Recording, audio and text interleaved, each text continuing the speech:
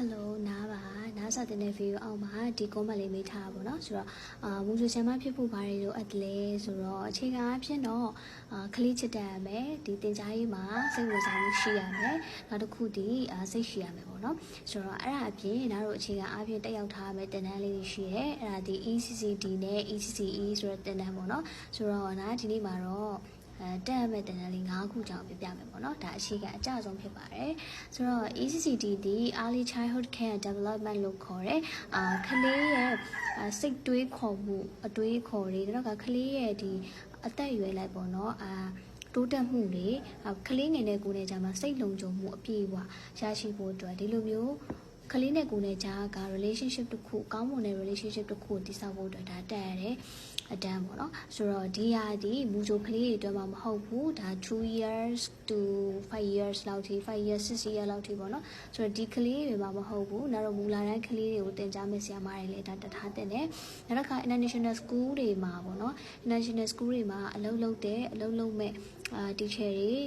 ဘယ်ရွယ်လဲဆိုလို့ရှိရင်တို့ဒီ2နှစ်ကနေပြီးတော့9နှစ်6နှစ်ရွယ်လောက်ထိပေါ့နော်ဆိုတော့ဒီကလေးတွေကိုကင်တွယ်ပြီးတော့သင်ကြားမယ့် teacher တွေလည်းဒါလေးကိုတထားတဲ့နဲ့တင်တန်းလေးတစ်ခုဖြစ်ပါတယ်ဒါဒီအရေးကြီးဆုံးပဲပေါ့နော်ကိုပဲကိုယ်ပိုင် private ကျောင်းလေးဖွင့်မှာ private preschool လေးဖွင့်မှာဖြစ်ဖြစ်ဒါမှမဟုတ်လို့ရှိရင်တော့ဒီတခြားကျောင်းမှာအလုပ်လုပ်မှာပဲဖြစ်ဖြစ်ပေါ့နော်ဒီလက်မှတ်လေးကတော့မရှိမဖြစ်လိုအပ်တယ်နောက်တစ်ခုဒီနာတို့ child psychology ပေါ့နော်ဆိုတော့ကလေးတွေရဲ့ကလေးနဲ့ကိုယ်နဲ့ကြာမှာတွေးခေါ်မှုကလေးရဲ့အပြုအမူတွေကိုနားလည်ဖို့နောက်ကကလေးရဲ့စိတ်ပိုင်းဆိုင်ရာဘယ်လိုဖေးမှမလဲပေါ့နော်ဒါတို့ဒီတာမန်ဒီလူကြီးတွေနဲ့သူအချင်းချင်းပြောတဲ့ပုံစံနဲ့ကလေးတွေတွားပြီးဆက်ဆံလို့မရဘူးပြောလို့မရဘူးသူတို့ဒီဖျောင်းလေးတွေလိုပဲဆိုသူတို့ကိုပုံသွင်းတဲ့အခါမှာကောင်းသောပုံသွင်းခြင်းနဲ့ကောင်းတဲ့အတွေးလေးတွေကောင်းတဲ့စကားလေးတွေပြောပြီးတော့ပုံသွင်းတာလေးအကောင်းဆုံးပါပဲဆိုတော့ရိုင်းနဲ့ဆုံးမတာတွေဒီဒါတွေကမဖြစ်တဲ့နေရာတွေပေါ့နော်ဆိုတော့ဒီကောင်တွေကိုတက်နိုင်တဲ့နေရာရှောင်ကျဉ်ပြီးတော့နားတို့ကဒီကလေးနဲ့ကိုယ်နဲ့ကြားကလေးရဲ့စိတ်ပညာပေါ့နော်ဒါဘယ်လိုဖေးပါပြီးတော့သင်ကြားမလဲဆိုတဲ့ဟာလေးကိုလေ့လာရတယ်ဒီဘာသာရပ်လေးတစ်ခုဖြစ်တယ်ဆိုတော့ဒါသင်ကြားရေးမှာအခက်အခဲတွေကလေးနဲ့ကိုယ်နဲ့ကြားအခက်အခဲတွေဘယ်လိုဖြေရှင်းမလဲပေါ့နော်ဆိုတော့ဒါအတွက် child psychology ကိုတက်ထားတဲ့နဲ့နောက်တစ်ခုဒီနားတို့ဒါကိုကclass တစ်ခုကိုထိန်းတော့မယ်ပေါ့နော် class တစ်ခုကိုထိန်းတော့မယ်ဆိုတဲ့ခါကျလို့ရှိရင် class management လို့ရယ်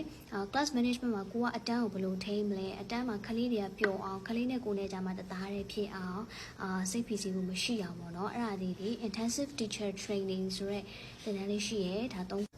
နောက်ဆုံးတစ်ခုအနေနဲ့ဆိုလို့ရှိရင်တော့နားတော့ Jolly Phonics လို့ခေါ်တဲ့ဒီ private teacher တွေဒါမှမဟုတ်လို့ရှိရင်international school မှာအလုပ်လုပ်မဲ့ teacher တွေပေါ့နော်ဒီ teacher တွေကဒီကလေးတွေနဲ့ကိုယ်နဲ့ကြားမှာဒီကြပြားလေးတွေပုံမြင်လေးတွေနဲ့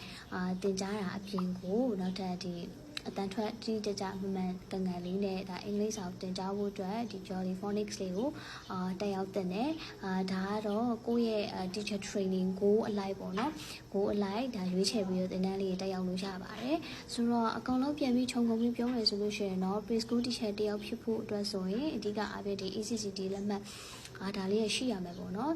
နောက်တို့ဒီအပြင်ကျောင်းတွေမှာဒီအလုံးလျှောက်တဲ့အခါတွေမှာဆိုလို့ရှိရင်လည်းဒီလက်မှတ်ရှိတဲ့ teacher တွေကိုပို့ပြီးတော့ဦးစားပေးရတယ်များတယ်တွေ့ရတယ်ပေါ့နော်ဆိုတော့ဒါကြောင့်ဒီလက်မှတ်ကလေးကမရှိမဖြစ်ရှိတဲ့နဲ့နောက်တစ်ခုဒီမေမေတွေအတွက်ဆိုလို့ရှိရင်လည်းကိုကအိမ်မှာပေါ့နော်ကိုယ်ကလေးကိုဘယ်လိုမျိုးပြိုးထောင်ရမလဲဆိုတာမသိဘူးဆိုတဲ့ခါကျလို့ရှိရင်ဒီတန်းတန်းလေးတွေကမမေတွေအတွက်လည်းထောက်ကူဖြစ်တယ်ဆိုတော့ဒါလေးကတက်ရောက်ထားတဲ့လေလို့နားရထင်ပါတယ်ဆိုတော့ကျေးဇူးများတင်ပါတယ်ဒီမိကုန်းလေးမေးပေးရတဲ့အတွက်နားမရရှိရင်လည်းနောက်ချိန်ပြီးတင်ပေးလို့ရပါတယ်ရှင်